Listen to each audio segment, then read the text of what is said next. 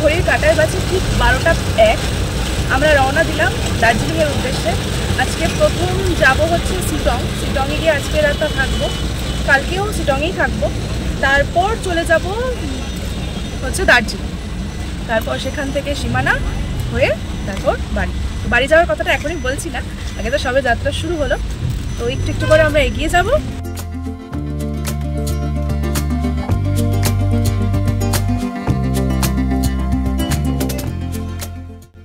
নমস্কার, শিল্পীস ব্লগের আরও একটি নতুন ভিডিওতে সবাইকে জানাই স্বাগতম।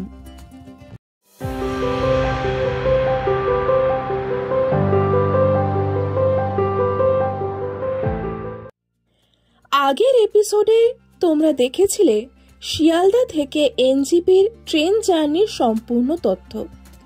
যদি কেউ না দেখে থাকো তাহলে ভিডিওর উপরে আই বাটনে লিংক দিয়ে দিলাম এবং ডেসক্রিপশন বক্সেও লিংক দেওয়া রইল, তোমরা গিয়ে দেখে নিও। প্রায় 4 ঘন্টা লেটে এনজিপি পৌঁছে এবার আমরা রওনা দিলাম শিটংয়ের পথে। আজকে আমাদের দার্জিলিং অফবিট জার্নির প্রথম দিন। আগামী 4 রাত 5 দিন আমরা দার্জিলিং সহ আরও 2টি অফবিট জায়গায় থাকব। ধীরে ধীরে আমরা নিউ জলপাইগুড়ি শিলিগুড়ির সমতল ভূমি ছাড়িয়ে এগিয়ে চললাম পাহাড়ি পথে। এনজিপি থেকে শিটং যাওয়া যায় 2 ভাবে, এক সেবক রোড হয়ে আর এক কার্শিয়াং হয়ে। আমরা সেবক রোডের পথটাই ধরলাম। আমাদের প্রথম গাড়ি দাঁড়ালো সেবকের বিখ্যাত সেবকেশ্বরী কালী মন্দিরে। শিলিগুড়ি থেকে 25 কিলোমিটার দূরে সিকিম ও কালিম্পং যাওয়ার রাস্তায় সেবকের করোনেশন সেতুর কাছে তিস্তা নদীর ধারে 300 ফুট উঁচুতে অবস্থিত সেবকেশ্বরী কালী মন্দির। 160টি সিঁড়ি বেয়ে আপনাকে মন্দির প্রাঙ্গণে প্রবেশ করতে হবে। সিঁড়িতে ওঠার আগে ডান দিকে পেয়ে যাবেন অনেক ডালার দোকান, যেখান থেকে পুজোর ডালা কিনে মন্দিরে পুজো দিতে পারেন। 1950 সাল নাগাদ নীরেন্দ্র সান্যাল নামে একজন সাধক ছিলেন। তিনি স্বপ্নে পঞ্চমুণ্ডির আসন দেখেছিলেন। তারপর তিনি এই স্থানে এসে দেখেন একটি বেদির সামনে একটি ত্রিশূল ও বেদির ওপরে জবা ফুল ও বেলপাতা পড়ে আছে। তারপর এই পঞ্চমুণ্ডির আসনের ওপরে মাকে প্রতিষ্ঠা করা হয়। সেই সময় এই রাস্তা দিয়ে শুধু সেনাবাহিনীর গাড়ি যাতায়াত করত। সেনা জওয়ানরা সেই চীন বর্ডারে পাহারা দেওয়ার আগে এই মাকে প্রণাম করে পুজো দিয়ে তারপরেই যেতেন। মানুষের বিশ্বাস, গোটা পাহাড়, জঙ্গল, জনপদ যখন রাতের অন্ধকার নেমে আসলে নিঝুম হয়ে যায়, তখন একমাত্র জেগে থাকেন সেবকেশ্বরী মা। সম্পূর্ণ পাহাড়কে রক্ষা করেন এই রহস্যময়ী শৈলরানী। এই মন্দিরটি সকাল 9টা থেকে সন্ধ্যে 6টা পর্যন্ত খোলা থাকে। মন্দিরে আসা ভক্তদের জন্য নিত্য ভোগের প্রসাদ বিতরণ করা হয়, তবে বিশেষ বিশেষ দিনে, যেমন পয়লা বৈশাখ, 15ই আগস্ট, কালী পুজো, 1 জানুয়ারি। তবে কার্তিকী অমাবস্যার রাতে এই মন্দিরে জাঁকজমকভাবে পুজো দেওয়া হয়। বহু দূর থেকে প্রায় 20 থেকে 30 হাজার ভক্ত এই প্রাঙ্গণে জমায়েত হয়। এই সেবকেশ্বরী মায়ের মায়াবী রূপ আপনাকে মুগ্ধ করবেই। সেবকেশ্বরী কালী মন্দিরে ফটো তোলা একেবারেই নিষিদ্ধ, তাই আমি ফটো বা ভিডিও দেখাতে পারলাম না। এখানে পুজো দিলাম, পুজো দিয়ে এখন সোজা চলে যাচ্ছি আমাদের গন্তব্যের উদ্দেশ্যে। তার আগে কিছু সাইট সিইং করে নেব। এরপরে কোথায় যাচ্ছি চলো বন্ধু দেখাচ্ছি। কালী মন্দির দর্শন করে বেশ কিছুটা হেঁটে আমি পৌঁছে গেলাম সেবকের করোনেশন ব্রিজটি দেখতে। এই সেই তিস্তার ওপর অবস্থিত করোনেশন ব্রিজ, যা দার্জিলিং ও কালিম্পং ডিস্ট্রিক্টকে কানেক্ট করে। ব্রিজটার এন্ট্রান্সে 2টি বাঘের মূর্তি বসানো আছে বলে লোকাল লোকেরা এটিকে বাঘ পুলও বলেন। করোনেশন ব্রিজ রোমান আর্কিটেকচারের এক অদ্ভুত উদাহরণ। সুন্দরী তিস্তার ওপর অবস্থিত এই ব্রিজের সৌন্দর্য উপভোগ করতে বহু টুরিস্ট আসেন। এখান থেকে নিচে তিস্তা ও ওপরে পাহাড়ের অপরূপ দৃশ্য ক্যাপচার করতে আসেন সকলে। এবার জেনে নিই এই ব্রিজের ইতিহাস। করোনেশন কথার অর্থ রাজ্যাভিষেক।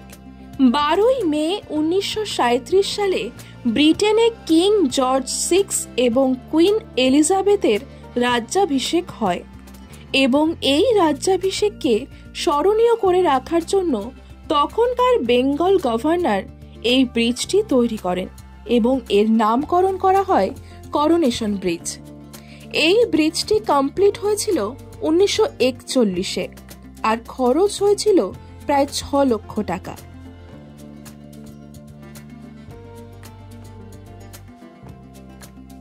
বেশ কিছুক্ষণ আমি এই ব্রিজে সময় কাটালাম এবং প্রাকৃতিক সৌন্দর্য উপভোগ করলাম।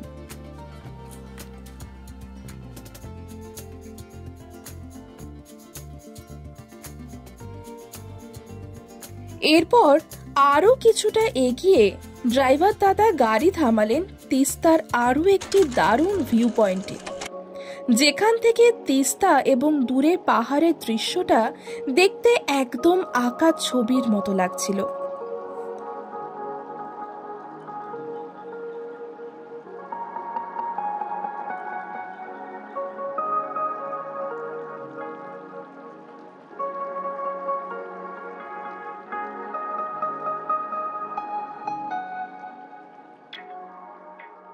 এরপর আবারও এগিয়ে গেলাম সিটং এর পথে, দুপাশে ঘন গাছে ঘেরা সুন্দর পাহাড়ি পথ ধরে।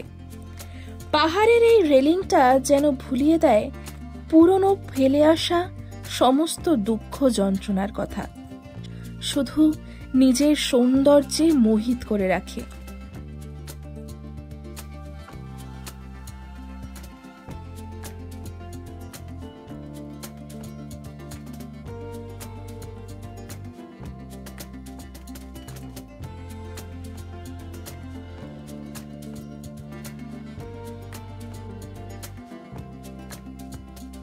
সেদিন আকাশ ভীষণ পরিষ্কার ছিল, তাই দূরে পাহাড়ের দৃশ্যগুলো হয়ে উঠেছিল আরো মায়াবী।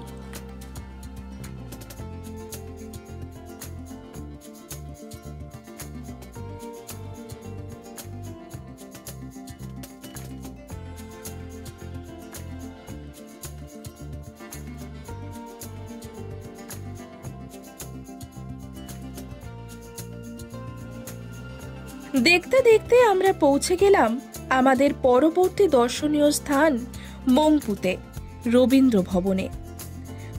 কবিগুরু তার শেষ জীবনে প্রায় 4 বার দার্জিলিং জেলার কার্শিয়াং মহকুমার একটি ছোট্ট শান্ত পাহাড়ি গ্রামে মংপুতে কাটিয়েছিলেন। তিনি এখানে এসেছিলেন তার একান্ত অনুগামী মৈত্রী দেবীর আমন্ত্রণে।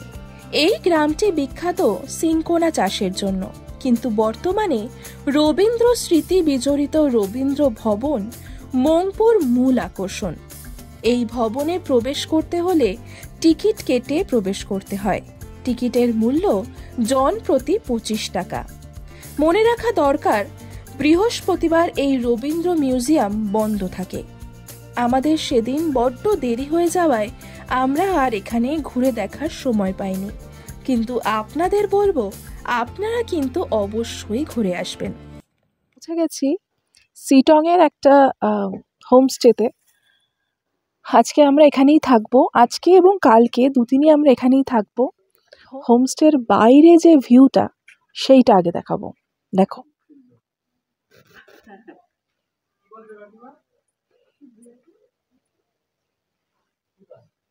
এটা হচ্ছে ঠিক আমাদের হোমস্টের বাইরের ভিউটা।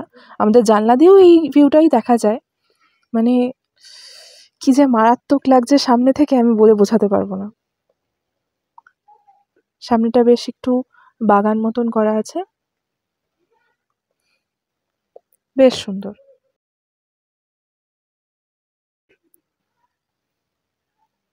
চলুন এবার খেতে যাব। আমাদের দুপুরের লাঞ্চটা এখনো হয়নি। এখন আমরা যেহেতু দেরি হয়ে গেছিল, তো এখন আমাদের ঘড়িতে বাজে হচ্ছে, এখন মোটামুটি বেজে গেছে 3:51। এখন খাবো, লাঞ্চটা করব। লাঞ্চ করার পরে বিকেলটা আজকে আর কোথাও সেরকম ঘোরার নেই, যা মোটামুটি আজকে সাইট সিইং দেখানোর ছিল সেগুলো দেখানো হয়ে গেছে। তো বিকেলটা আজকে রেস্ট, আবার কালকে ভোরে উঠে আবার বেরোবো এখানকার বিভিন্ন জায়গাগুলো ঘুরতে।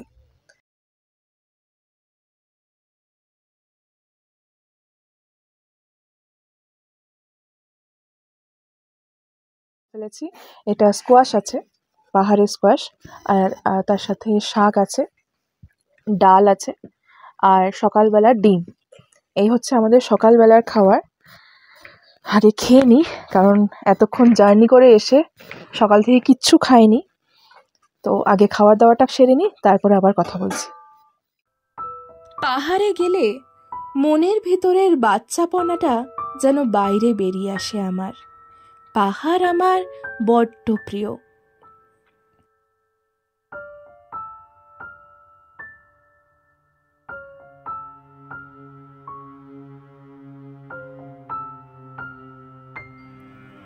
পাহাড় মানে নিস্তব্ধতা, পাহাড় মানে প্রত্যেকটা পাহাড়ের একটা আলাদা আলাদা গল্প থাকে, সেই গল্পগুলো লুকিয়ে থাকে কিছু রহস্যময় কাহিনীর উপর, আর সেই কাহিনী তৈরি করে এই গাছগুলো, এই জঙ্গলটা।